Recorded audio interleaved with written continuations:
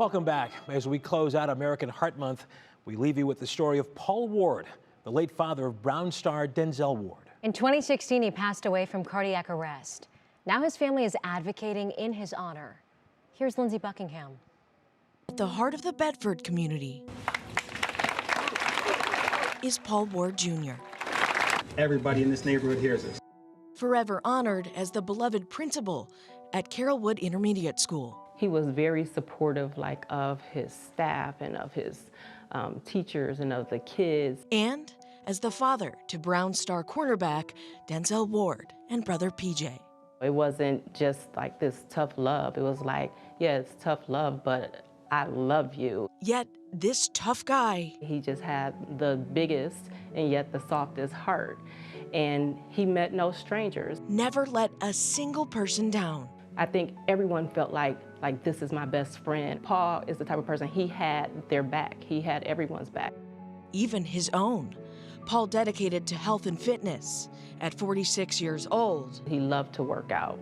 He worked out probably every day. That's why an absolute shock when on May 2nd, 2016, while at a spin class, she was just screaming and hysterically like, your husband's falling off the bike, your husband's falling off the bike. It was sudden cardiac arrest. Nicole raced to the hospital. They were trying to save his life. Twice they said they had got a heartbeat. And then I remember it was 8:14, and I heard someone in there say, he's pronounced dead. The grief, sometimes overwhelming. If I would have known that was the last moment, I would have talked to him longer, or, I would have said things that I would have done things differently. But living a life full of regrets isn't what Paul would have wanted.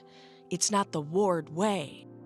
So Nicole and her sons got to work, launching the Make Them Know Your Name Heart Health Foundation a few years ago.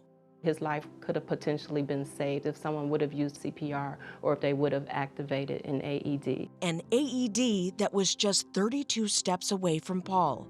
Nicole's not angry, she just wants to educate. You don't know what people's reasons are as to why they don't step up. It could be fear. They think they might, make the situation worse. Just instill that confidence in people to respond and know that doing something is always better than doing nothing at all.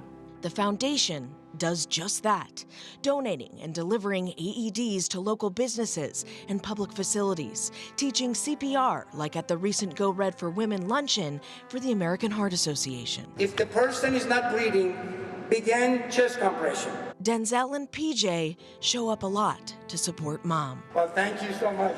You got to punch this back. All right. And honor Dad. They were happy to be there and they knew it was for a great cause, but it's still very sensitive and a very emotional time for them. With each event, they're saving lives and making a difference in the community.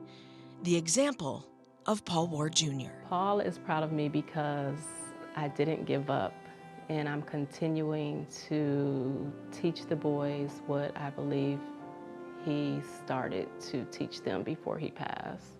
Lindsay Buckingham, 3 News.